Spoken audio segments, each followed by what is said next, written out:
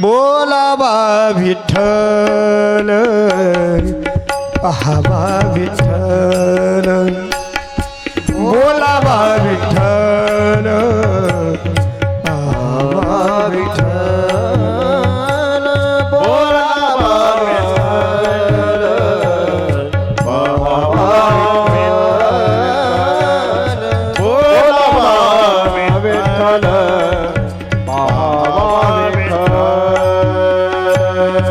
करावा विठ्ठल जीवे भावे करावा विठ्ठल जीवे भावे करावा विठ्ठल जय हो जीवे भावे करावा विठ्ठल जीवे भावे येणे सोस मन झाले अब श्री राधे येणे तोच मन झाले अब भरे बोलावा विठ्ठल या मुखानं हे इंद्रियाचं साफल्य महाराज हे इंद्रियाचं साफल्य म्हणून हे इंद्रिय काबीच ठेवता आले पाहिजे हे इंद्रिय एकदा काय झालं व्यासांनी श्लोक लिहायला सुरुवात केली आणि ते श्लोक लिहित असताना त्यांच्या शेजारी त्यांचा जेमिनी नावाचा शिष्य बसलेला होता आता ते श्लोक लिहित होते श्लोक असा लिहिला बघा मात्रा स्वस्त्रा दोहित्रवा नवभिक्ता सनो भवे बलवान इंद्रिय ग्रामो विध्वंसान अपि कर्षती असा श्लोक लिहिला त्या श्लोकाचा अर्थ आहे मात्रा स्वत्रा दोहित्रवा श्लोकाचा अर्थ असा आहे आईच्या मुलीच्या आणि सुनेच्या आसनावरती एकांतात बसू नये एकांतात बसू नये का बसू नये साधू जरी असला तरी हे इंद्रिय ते इंद्रिय जे आहेत ना इंद्रिय त्याच्या ताब्यात राहू शकत नाही म्हणून सुनाच्या लेकीच्या एकट्यानं बसू नये आणि असं लिहिलं साधू जरी असला तरी साधूला सुद्धा महाराज ह्या इंद्रियानं सोडलं नाही असं त्याचा अर्थ होतो आणि हे वाचलं जेमिनी म्हणले काय गुरुजी अहो असं कुठं लिहित असता का म्हणले तुम्ही लिहिताना म्हटले विद्वांसांना आपी कर्षती नका लिहू म्हटले मग नुसतं कर्षती लिहा म्हणले का अहो साधू महात्मे असतात त्यांना काम क्रोध हे सगळं त्या ठिकाणी महाराज त्यांना खेचता येतं म्हटले त्यांना असं आवतून ठेवता येतं म्हटले ते याच्यात बसत नाही म्हणले म्हणून तुम्ही कर्षती लिहा आपी कर्षती नका लिहू ते म्हणले ठीक आहे लिहितो म्हणले पण जेमिनीची परीक्षा पाहिजे ठरवली व्यासांनी ठीक आहे म्हणले लिहितो म्हणले आणि जेमिनी एकटाच होता आश्रमामध्ये एकटाच थांबला त्याच वेळेला पाऊस सुरू झाला आणि पाऊस सुरू झाल्यानंतर त्या आश्रमाच्या समोर रस्त्यावर एक सुंदर असणारी स्त्री भिजत असताना त्या पावसात या जेमिनीनं पाहिली हा जेमिनी म्हणत होता ना आपी कर्षती नका लिहू कर्षती लिहा साधू नाही म्हणे साधू याच्यात बसत नाही म्हणले तुम्ही उगाच साधूवर आक्षेप घेता असं म्हणले म्हणून हे सगळं पाऊस चालू होता आणि त्या पावसात एक सुंदर स्त्री भिजत होती या जेमिनीनं दुरूनच पाहिलं अरे एवढी रूपवान स्त्री एवढी सुंदर स्त्री ही पावसात भिजते म्हणले मग छत्री हातात घेतली आणि धावत तिच्याकडे गेला अगं पावसात का भिजतीस म्हणले एवढा पाऊस चालला पावसात का भिजती मग आश्रमामध्ये चल म्हणले पावसात का भिजती क्यों भीगी रे कमला खडी खडी का भिजली म्हणले चल म्हणले आश्रमात ती म्हणले येईल ना पण एका अटीवर म्हणे काय माझी अशी अट आहे माझा असा पण आहे जो माझ्याबरोबर लग्न करील मी त्याच्याच घरात जाईल आता एवढी सुंदर पाहिली ते म्हणलं काय काळजी करू नको मी करतो लग्न तुझ्याबरोबर चल म्हणले आश्रमात आणली ना महाराज आश्रमामध्ये बाहेर यज्ञकुंड होता ती म्हणले आधी लग्न करा मग आतमध्ये येते म्हणले पेटवा म्हणले यज्ञकुंड तप सामर्थ्यानं जेमिनीने यज्ञकुंड पेटवला आणि फेरे मारायचे. फेरे मारायचे ती लगेच म्हणली, फेरे मारायचे ना मग असे नाही मारायचे. मग मला खांद्यावर घ्या म्हणले, खांद्यावर बसवा म्हणले. तिसरी म्हणली, बसवले ना महाराज खांद्यावर. पहिला चक्कर पूर्ण झाला, दुसरा झाला, तिसरा चक्कर पूर्ण झाला, चौथ्या गारिकेला लांबलचक दाढी खाली लोंबली, लांबलचक दाढी खाली लोंबली. मग वर पाहिलं, अरे गुरुजी तुम्ही कधी आले? गुरुजी म्हणले, येड्या पावसात भिजल्यापासून मीच आहे. सांग म्हणले, आता आपी कर्षेत लिहू का कर्षेत लिहू? ते म्हणले, तुम्हाला काय लिहायचं? त्याला म्हटले, साधू जरी असला ना महाराज तरी इंद्रियाच्या बाबतीत महाराज साधूचं सुद्धा काही सांगता येत नाही. याच्याकरता आमच्या नाथ बाबानं महाराज अनेक प्रमाण दिले. ते म्हणतात, साधू जरी असला तरी तो कामामध्ये कामाचे कोतवाल याने नागविले बहुतासे. माझे कोतवाल याने रागविले बहुतासे. हरिहराचे अमृगे तो भयना ये त्यासे. हरिहराचे अमृगे तो भयनाई त्यासे. जमदग्नी पराशर नाडिले महान महान रोषे. जमदग्नी पराशर नाडिले महान महान रोषे. कामाचे कोतवाल त्यासे मिळाला त्यासे. क्रोधाग्नी फौजदार तो हा मिळाला त्यासे. क्रोधाग्नी फौजदार तो हा मिळाला त्यासे. क्रोधाग्नी फौजदार तो हा मिळाला त्यासे. जोहार माय बाप जोहार मी या काया पुरीचा.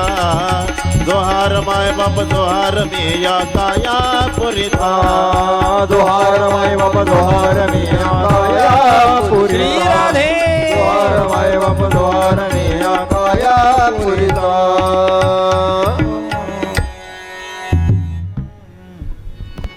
साधू संत सुद्धा महाराज या इंद्रियाच्या बाबतीत महाराज अनाभिन्न आहेत.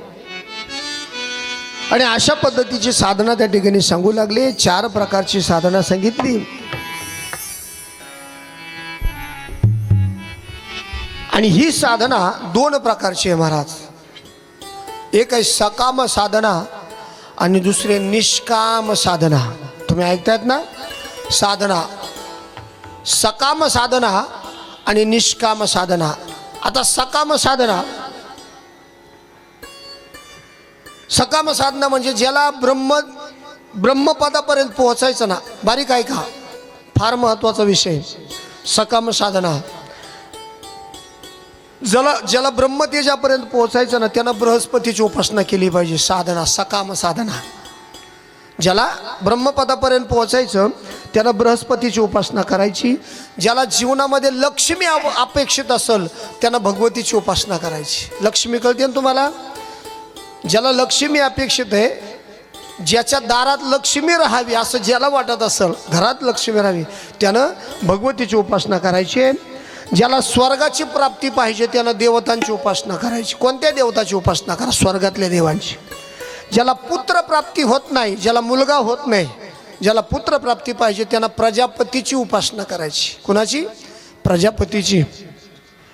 ज्याला चांगलं आयुष्य पाहिजे त्यानं अश्विनी कुमाराची उपासना करायची. कारण अश्विनी कुमार हे 33 प्रकारचे जे देव आहेत, या देवतांचे हे अश्विनी कुमार 2 जण डॉक्टर आहेत.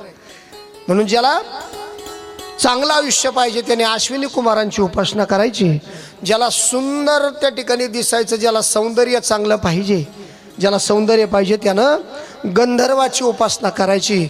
आणि ज्याला चांगली बायको मिळावं वाटत असेल त्यानं उर्वशीची उपासना करायची. उर्वशी अप्सरा आहे, त्यानं उर्वशीची उपासना करायची. ज्याला ज्ञान प्राप्त करून घ्यायचं, ज्याला विद्या त्या ठिकाणी प्राप्त करून घ्यायची त्यानं भगवान शंकराची उपासना करायची. कारण भगवान शंकर सगळ्याचे गुरु आहेत.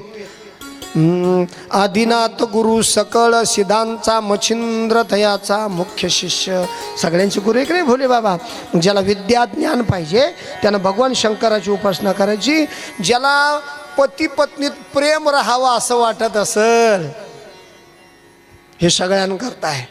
ज्याला नवरा बायकोमध्ये प्रेम टिकावं वाटत असेल त्यानं पार्वतीची उपासना करायची.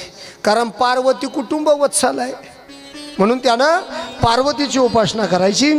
आणि ज्याला याच्यापैकी काय लागत नाही ना महाराज, निष्काम साधना ज्याला करायची त्यानं माझ्या नारायणाची उपासना करायची. ज्याला याच्यातलं काहीच नको ना त्यानं फक्त आणि फक्त नारायणाची उपासना करायची. अशा 2 प्रकारच्या साधना, आणि हेच खऱ्या अर्थानं जीवनाचं सार आहे. आता परीक्षित राजाने विचारलं, परमात्मा सृष्टीची निर्मिती कशी करतो? देवानं सांगितलं, शुकाचार्याने सांगितलं, परमात्मा हे सगळं परमात्माच करतो. सृष्टीची निर्मिती सांगितली, हे सगळं कोण करतं? स्थिती, उत्पत्ती आणि लय. स्थिती, उत्पत्ती, लय, सांभाळ हा परमात्माच त्या ठिकाणी करतो. स्थिती, उत्पत्ती, लय 3 शब्द आहेत महाराज. इंग्लिशमध्ये सुद्धा 3 शब्द आहेत, इथं सुद्धा 3 आहे, स्थिती, उत्पत्ती आणि लय. तसं इंग्लिशमध्ये सुद्धा 3 शब्द आहे, जनरेटर, ऑपरेटर आणि डिस्ट्रॉयर. किती शब्द झाले? जनरेटर, स्थिती, उत्पत्ती, लय जसे येतात तसे 3 शब्द, जनरेटर, ऑपरेटर आणि डिस्ट्रॉयर. मग या 3 शब्दाचा एक शब्द घ्यायचा. जनरेटरचा जी घ्या, ऑपरेटरचा ओ घ्या आणि डिस्ट्रॉयरचा डी घ्या. 3 मिळून झाला जीओडी गोड. त्याला म्हणायचं देव. हे सगळं कोण करतो? जगाचा मालक करतो. आणि याच ठिकाणी महाराज दुसरं मंगल, मध्यंतरीचं मंगल शुकदेवजी करतायत. आणि मंगल करत असताना दीक्षा गुरु राधाराणीला त्या ठिकाणी वंदना करतायत. पण वंदना करत असताना महाराज राधाराणीचं नाव नाही घेतलं. दीक्षा गुरु आहे राधाराणी, पण नाव का नाही घेतलं? कारण राधाराणीचं नाव घ्यायला गेले का शुकाचार्यांच्या डोळ्याला धारा लागत होत्या.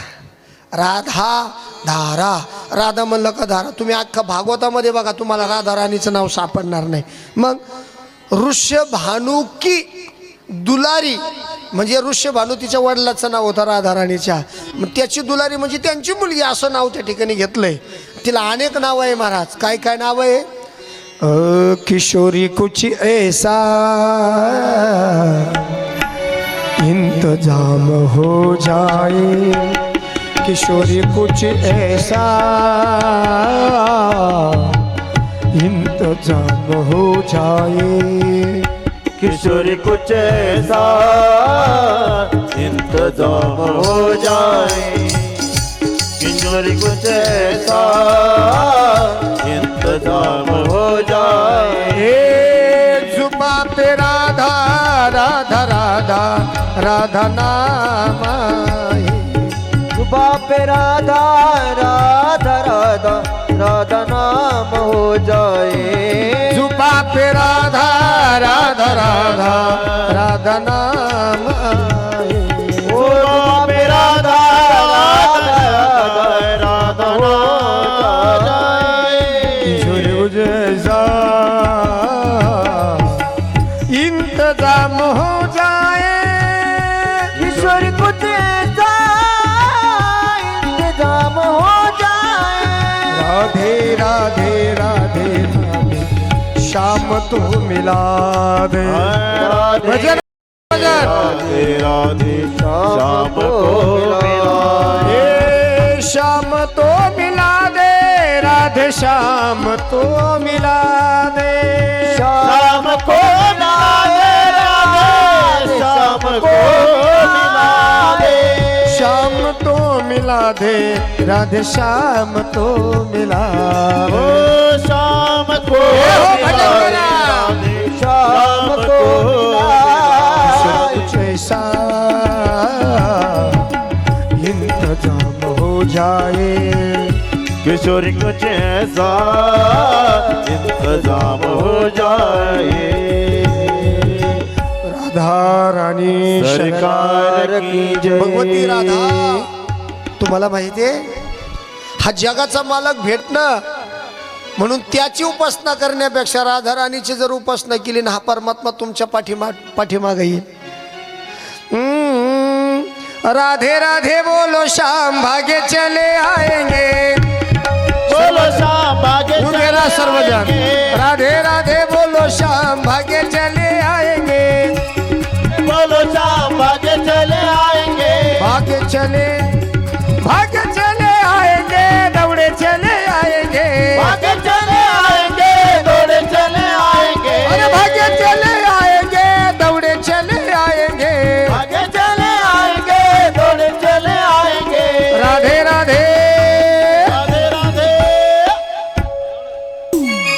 राधा ढूंढ रही किसी ने मेरा श्याम देखा रे। राधा ढूंढ रही किसी ने मेरा श्याम देखा रे। राधा ढूंढ रही किसी ने मेरा श्याम देखा। राधा ढूंढ रही किसी ने मेरा श्याम देखा। किसी ने मेरा श्याम देखा, किसी ने मेरा श्याम देखा। श्याम देखा किसी ने मेरा श्याम देखा। किसी ने मेरा श्याम देखा, किसी ने मेरा श्याम देखा।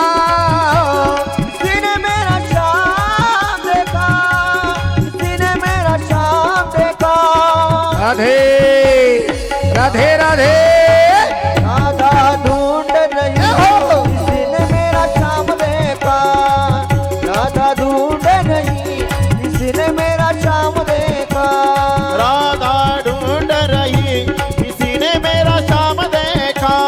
राधा ढूंढ रही किसी ने मेरा श्याम देखा। राधे तेरा श्याम हमने वृंदावन में देखा।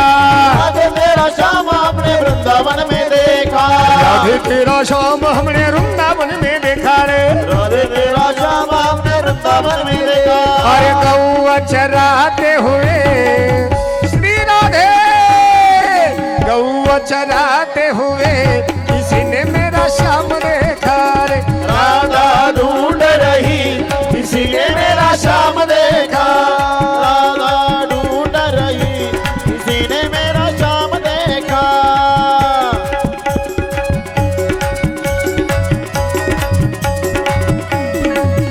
ये हो।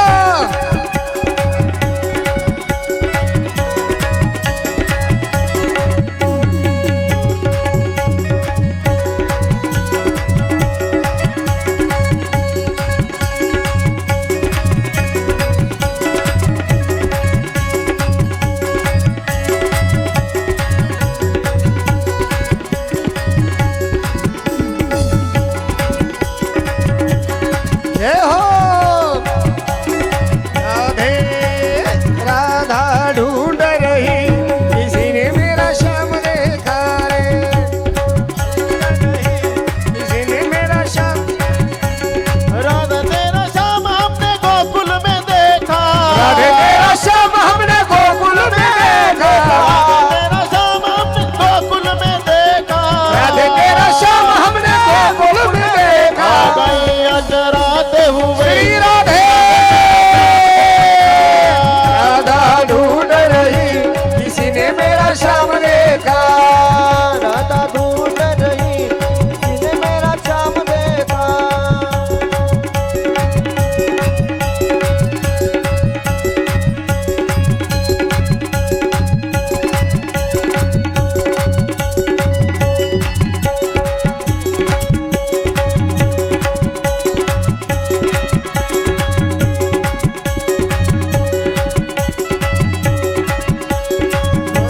राधे तेरा श्याम हमने मथुरा में देखा।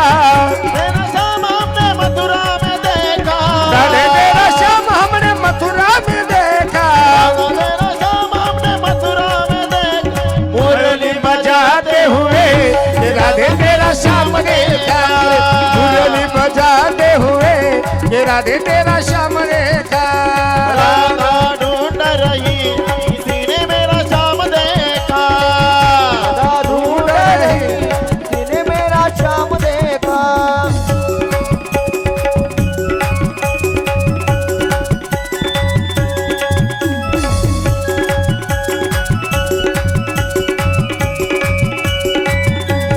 श्री राधे राधे।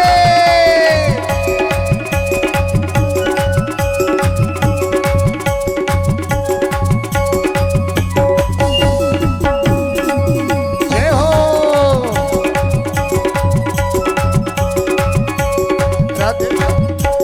राधे राधे राधे प्रेम से बोलो। राधे राधे सारे बोलो। राधे राधे अगले वाले राधे राधे वृंदावन में। राधे राधे मथुरा में। राधे राधे गोकुल में भी। राधे राधे राधे राधे राधे राधे राधे राधे राधे राधे राधे राधे राधे राधे राधे राधे राधे राधे राधे राधे राधे राधे राधे राधे राधे राधे राधे वृंदावन में राधे राधे मथुरा में राधे राधे गोकुल में भी राधे राधे गोकुल में भी राधे राधे वृंदावन में राधे राधे राधे राधे राधे राधे राधे राधे राधे राधे राधे राधे राधे श्याम राधे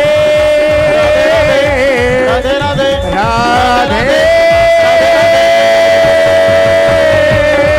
श्याम राधा रानी सरकार की जय। बैठेंगे बैठ जाओ मजा खाली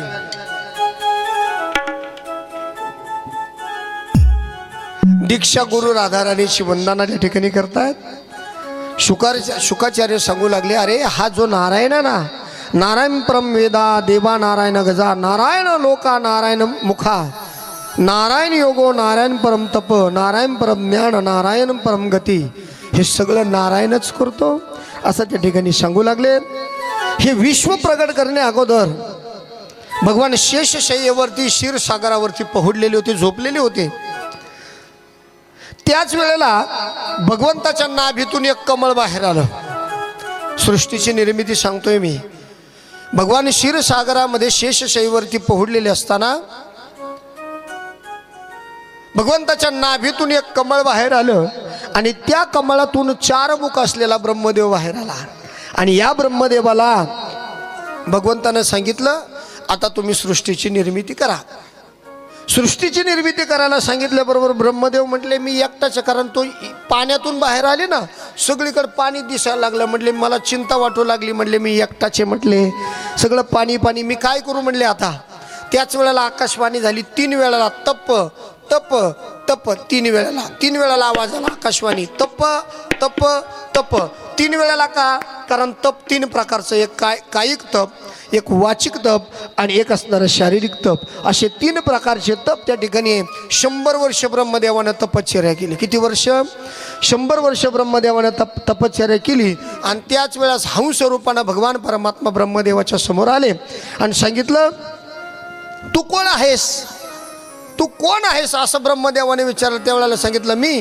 हंस मी कोण आहे हंस हंस अहम ब्रह्मास्मी हंस हंस मी हंस रूपानं तुझ्या समोर आलो आणि ब्रह्मदेवाला सांगितलं आता तुम्ही सृष्टीची निर्मिती करा ब्रह्मदेव म्हणले मला जर त्याच्यात मोह झाला मग मी काय करू देवानं सांगितलं मोह होणार नाही याच्याकरता तुला चतुर्श्लोकी भागवताचा उपदेश करतो आणि चतुर्श्लोकी भागवताचा उपदेश करून पुराणाचं लक्षण सांगून 2रा स्कंद पूर्ण झाला आपण 3ऱ्या स्कंदात प्रवेश करीत आहोत राजा राम राम राम सीता राम राम राम राजा राम राम राम सीता राम राम राम राजा राम राम राम सीता राम राम राम राजा राम राम राम सीता राम राम राम राजा राम राम राम सीता राम राम राम राजा राम राम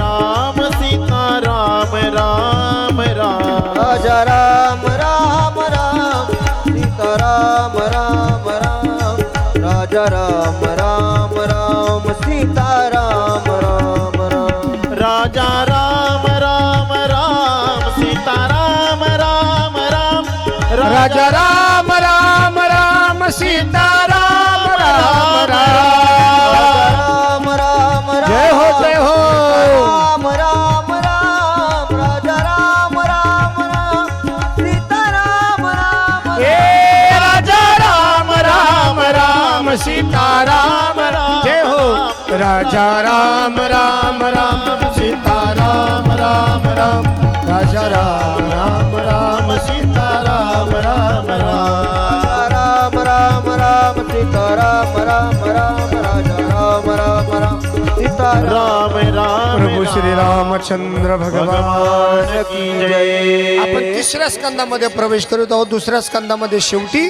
पुराणाचं लक्षण त्या ठिकाणी सांगत होते 3ऱ्या स्कंदामध्ये 30 अध्याय आहेत किती अध्याय आहेत 30 अध्याय आहेत आणि या 30 अध्यायामध्ये सृष्टीच्या निर्मितीचे 3 मतवाद सांगितले सृष्टी निर्मितीचे 3 मतवाद सांगितले आरंभवाद परिणामवाद आणि विवर्तवाद असे 3 वाद सांगत असताना राजानं सृष्टीचं वर्णन विचारलं होतं म्हणून शुकाचार्य त्या ठिकाणी बोलू लागले. बरं झालं म्हणले, अरे तू फार सुंदर प्रश्न विचारला म्हणले. असाच प्रश्न एकदा विदुरानं विचारला होता म्हणले मैत्रियाला. आता विदुरानं मैत्र्याला प्रश्न विचारला होता असं म्हणल्याबरोबर परीक्षित राजे म्हणले, महाराज हे विदुर कोण होते हो, हे विदुर कोण होते असं म्हणून त्या ठिकाणी सांगायला सुरुवात केली. म्हणले हे विदुर कोण होते सांगू लागले. विदुर फार मोठे फार मोठे त्या ठिकाणी महाराज भगवंताचे भक्त होते, पण त्यांना घराचा त्याग त्या ठिकाणी करावा लागला.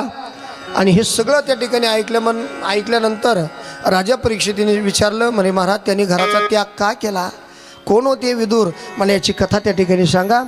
आणि मग सांगायला सुरुवात केली. हे विदुर भगवंताचे भक्त आहेत. सर्वजण त्या ठिकाणी महाराज विदुर काकाला चांगलं बोलायचे, पण हा जो दुर्योधन होता ना महाराज, हा वाईट होता. हा दुर्योधन त्यांना दासीपुत्रच म्हणायचा. पण भगवान काका म्हणायचे. विदुर काका जर समोर आले ना, भगवान तोंड भरून म्हणायचे काका या, आदर सत्कार करायचे. पण हा दुर्योधन दासीपुत्रच म्हणत होता महाराज. राक्षस प्रवृत्तीचे लोक दासीपुत्रच म्हणायचे. एक दिवस सभा बसलेली होती आणि या सभेमध्ये भगवान होते, स्वतः भगवान बसलेले होते. आणि तेवढ्यात महाराज तेवढ्यात विदुर काका तिथं आले. आणि विदुर काका तिथं आल्यानंतर एवढ्या सर्व लोकांच्या समोर दुर्योधन मोठ्याने म्हणला, या दासीपुत्र या. आणि हसायला लागले महाराज सगळेच. परंतु देवाला फार वाईट वाटलं महाराज, देवाला फार वाईट वाटलं. पण भगवान म्हणले या दुर्योधनाला काहीतरी अद्दल घडवली पाहिजे, या दुर्योधनाला काहीतरी अद्दल घडवली पाहिजे. म्हणून भगवान परमात्मा विदुर काकाच्या जवळ गेले. म्हणले हा तुम्हाला कायम लोकांच्या समोर असं अपमानित करतो का. म्हणले हो, हा कायम मला दासीपुत्रांना असं वाईटच बोलतो ना, हसतो म्हणले माझ्याकडे पाहून. भगवान म्हणले एक काम करा, हा जर तुम्हाला परत दासीपुत्र म्हणला तर तुम्ही याला लगेच म्हणायचं आलो गाध्याच्या पुत्रा. काय म्हणायचं, हा जर तुम्हाला एकदा म्हणला ना, लोकांच्या समोर जर बोलला ना दासीपुत्रा, तुम्ही लगेच म्हणायचं आलो गाध्याच्या पुत्रा. गाध्याचा पुत्रा म्हणजे गाढवाच्या मुला. म्हणे असं का, तुम्ही त्याला म्हणा म्हणे, त्याला सगळं माहिती म्हणले, तो परत तुम्हाला म्हणणारच नाही म्हणले. म्हणे का या दुर्योधनाचे वडील धृतराष्ट्र आंधळे आंधळे आंधळे, त्यांना कोणी बायकोच देत नव्हतं. आंधळा होता ना, त्यांना कोणी बायकोच द्यायना. सगळीकडे बायको पाहू लागले पण कुठंच भेटाना. त्यांना एक पत्ता मिळाला, अफगाणिस्तान. अफगाणिस्तानमध्ये गांधार राज्य आहे, गांधार. त्या गांधार राज्यामध्ये गांधार देशाची राजकन्या, तिचं नाव होतं गांधारी. आता तिच्याशी कोणी लग्न करीत नव्हतं. तू म्हणाला सगळं काय आता, हा तिच्याशी लग्न करीत नव्हतं आणि याला बायको मिळत नव्हती. तिच्याशी का लग्न करीत नव्हतं, कारण तिच्या कुंडलीमध्येच असा योग होता, ही ज्याच्याबरोबर लग्न करीन तो जागेवर मरण, हिला जागेवर वैधव्य प्राप्त होईल. मग मला सांगा कशाला मरायला ती संग लग्न करीन कोण, कळतंय तुम्हाला. कायला मरायला लग्न करीन, तिला कोण तिच्या संग लग्न करीना. आणि याला कोणी बायको द्यायला, यांना लागला तपास. हे गेले नवरी बघायला कुठं, अफगाणिस्तान. तिथं गेल्यानंतर त्या राजाला म्हणले तुमची पोरगी आम्हाला देऊन टाका म्हणले. ते म्हणले असं असं आहे भाऊ, तुम्हाला मुलगी देऊ, पण लग्न लावण्याच्या अगोदर 1 तास आम्हाला पूजाविधी करण्याकरता तुम्ही द्यायचा. ते म्हणले 1 तास सोडून 2 तास घ्या, पण तुमची मुलगी आमच्या मुलाला द्या. ते म्हणले आता इथं कसं लग्न करावं. मग त्यांनी नवरी अफगाणिस्तानमधून उचलून आणली इकडं आपल्याकडं. लग्न लावायचं ठरलं, वराडच घेऊन आले सगळं इकडं अफगाणिस्तानहून. लग्न लावायचं ठरलं महाराज. इकडं नवरदेव सजतोय महाराज, धृतराष्ट्र आंधळा नवरदेव सजतोय. ठरल्याप्रमाणे हे म्हणले आम्हाला 1 तास द्या, 1 तास द्या म्हणे. ते म्हणले घेऊन टाका. एक खोली होती, त्या खोलीमध्ये तिला नेलं. कुणाला, गांधारीला. त्या गांधारीला नेलं, तिथे एक गाढव आणलं, त्या गाढवाला हळद लावली. कुणाला, तुम्ही ऐकतात ना, त्या गाढवाला हळद लावली आणि दोघाच्या मध्ये आंतरपाड धरला आणि तिचं लग्न गाढवाबरोबर लावलं. कुणाबरोबर, गांधारीचं लग्न गाढवाबरोबर लावून दिलं. गाढवाबरोबर लग्न लावलं, त्याच्या गळ्यात माळ घातली या गांधारीनं. त्याच्या गळ्यात माळ घातल्याबरोबर गाढव जागेवर मरून पडलं. तशीच नवरी उचलली या धृतराष्ट्राच्या समोर आणून उभी केली आणि तिचं दुसरं लग्न कोणाबरोबर लावलं? या आंधळ्या धृतराष्ट्राबरोबर. मग तिचा पहिला नवरा कोण कोण पहिला पती कोण? गाढव. आणि हे दुर्योधनाला माहिती होतं, हे दुर्योधनाला माहित होतं माझ्या आईचा पहिला नवरा गाढवी. आणि नेमकंच दुर्योधन बोलला, या दाशी पुत्रा या, असं म्हणल्याबरोबर इकडून लगेच विदुर काका म्हणले, अरे आलो गद्याच्या पुत्रा म्हणल्याबरोबर ते तिथून पुढं म्हणलंच नाही मला. अशी असणारी कथा आहे.